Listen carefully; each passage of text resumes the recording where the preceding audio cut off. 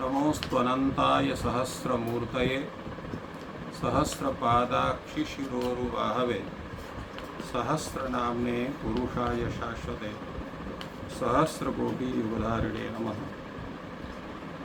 वेदान्तवेद्यतत्त्वाय जगत्प्रीतये रद्धस्ताशेषदोषाय परस्मै ब्रह्मणे नमः।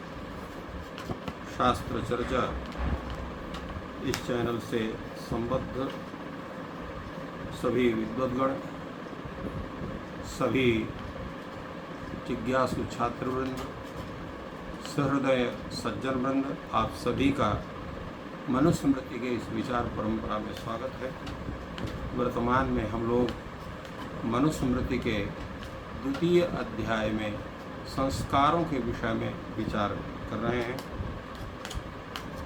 पूर्व दिन में हम लोगों ने नामकरण संस्कार पर चर्चा की गई, इसमें आस्पद पर भी चर्चा हुई और आस्पद के विषय में बतलाया गया है कि ब्राह्मणों का आस्पद शर्मा होना चाहिए, क्षत्रियों का वर्मा होना चाहिए और वैश्यों का गुप्त होना चाहिए तथा शूद्रों का दास जैसा सर वह आस्पद होना चाहिए। अन्य स्मृतियों में कुछ थोड़ा सा सुधार भी है, जैसे यम स्मृति कहती है कि ब्राह्मण के में उसका आस्पद शर्म के साथ साथ देव भी हो सकता है, क्षत्रिय का वर्म के साथ साथ त्राता भी हो सकता है और वैश्य का वह गुप्त के साथ साथ भूति और दत्त भी हो सकता है और शूद्र का दास ही होना चाहिए। तो इस तरह से अन्य स्मृतियों के माध्यम से भी इस विषय की पुष्टि की गई है। अब इसके बाद ये बतलाया जा रहा है कि घर के बाहर उस शिशु को कब निकाला जाए, जिसको हमारे यहाँ उसको निष्क्रमण संस्कार कहते हैं, और इसके साथ साथ बच्चे का अन्नप्राशन कब करना चाहिए, किस महीने में करना चाहिए, इसके विषय में चर्चा है। चतुर्थे मासि कर्तव्यम शिशोर निष्क्रमणम गृहात् षष्ठे नप्राशनम मासि यथेष्टम मंगलम कुले। जब तक बालक 3 महीने का पूरा नहीं हो जाता है तो जिस घर में उसका प्रसव हुआ है उस घर से बाहर उस शिशु को 3 महीने तक नहीं निकालना चाहिए, देहली के अंदर ही उसको रखना चाहिए। ये और उसका भी बाकायदे उसका संस्कार की प्रक्रिया, उस संस्कार के आधार पर बाहर निकालना चाहिए। मीमांसा में इस पर विचार हुआ कि कोई भी संस्कार है वो एक प्रक्रिया है, एक नियम है, एक विधि है, उसको हम करते हैं, उसमें मंत्र बोलने की क्या आवश्यकता है? बिना मंत्र के भी वो संस्कार हो सकता है, तो मंत्र बोल करके क्या करेंगे? तो इसमें एक प्रकरण आया, उसमें कहा गया कि कोई कपाल होता है, उसको कपाल के ले जाइएगा। उसमें कहा कि तपसा तप्यत्वम, अग्रे तपसा तप्यत्वम का। तो अब अगर उसको कपाल को तपा रहे हैं तो चाहे मंत्र बोलें चाहे न बोलें, अग्नि का धर्म है तपाना, वो अपने आप ही तपा देगा, तो मंत्र बोलने की क्या जरूरत है? तो उसमें मीमांसा शास्त्र में कहा गया कि अनेन अभ्युदयकारी भवति, ऐसा करने से, मंत्रपूर्व उस क्रिया करने से वो कल्याणकारी होता है। इसलिए जितने भी संस्कार हैं वो अमंत्र भी हो सकते हैं, बिना मंत्र के हो सकते हैं, जो चाहे तो कर ले और जब चाहे तब कर ले। किंतु देश काल विधि का आश्रय करने पर वह कार्य हमारे लिए मंगल कारक होता है। इसलिए देश का समय, किस देश में उस कार्य को करना चाहिए उसका चयन होता है, किस विधि से करना चाहिए उसका चयन होता है, और किस मंत्र से करना चाहिए। जैसे द्विजाति के लिए कहा कि वैदिक मंत्र से उसको होना चाहिए, और शूद्र स्त्री के लिए कहा गया उनको जो है पौराणिक मंत्र या नाम मंत्र आदि से होना चाहिए। अमंत्रक का तात्पर्य कई जगह क्या शूद्राणाम तो अमंत्रकम कहा गया, तो अमंत्रक का मतलब है कि वेद मंत्र भिन्न मंत्र।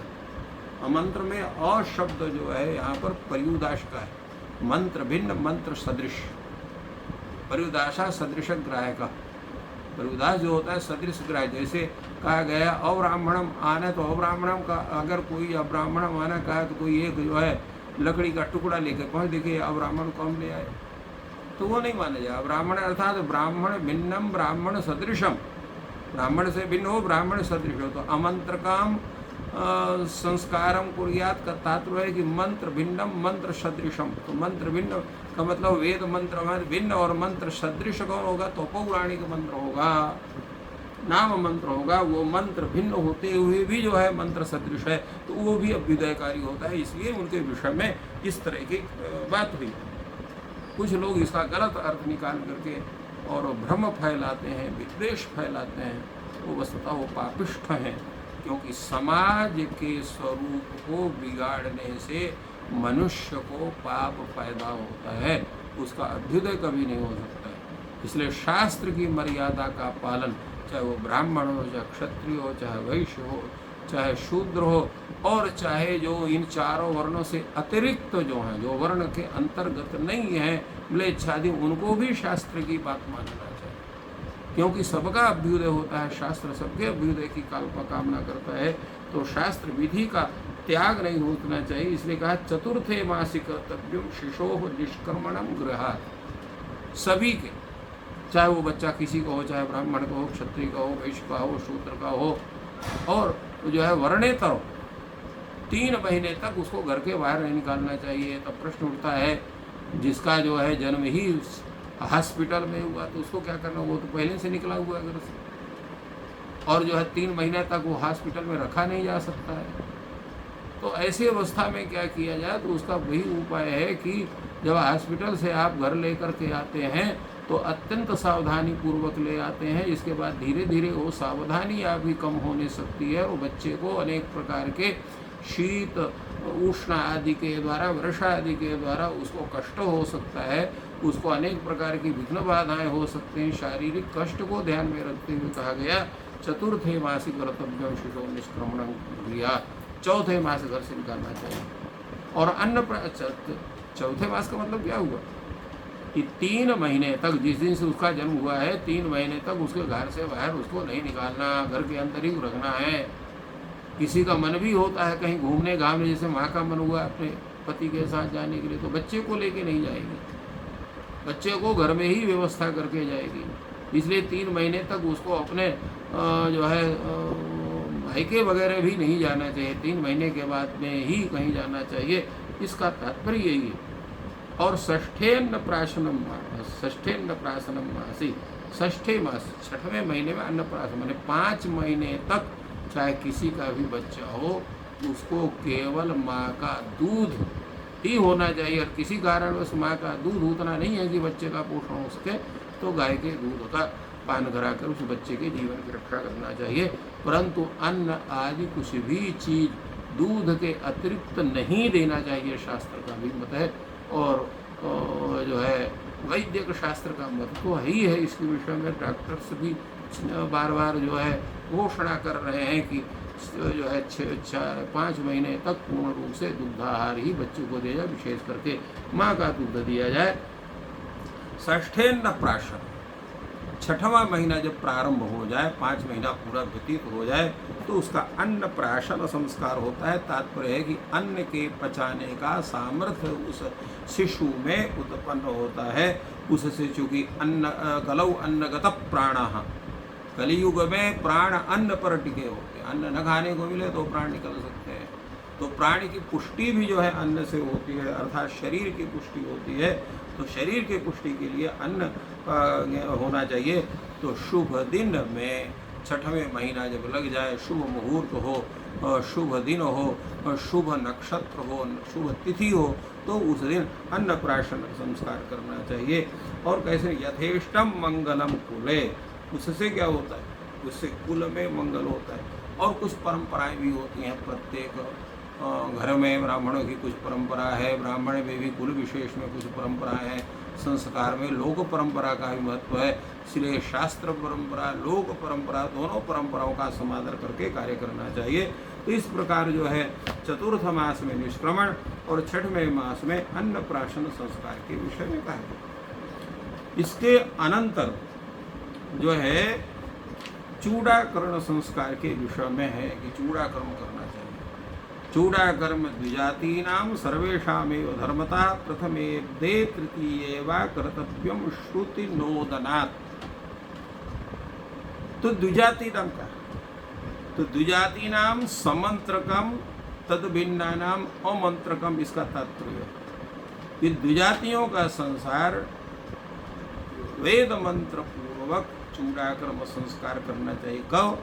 प्रथमेब्दे तृतीय वा। पहला कार्य है कि साल भर के अंदर चूड़ाकर्म, उसको चूड़ाकर्म का कहते हैं, चूड़ा कहते हैं शिखा, तो शिखा को रखना चाहिए।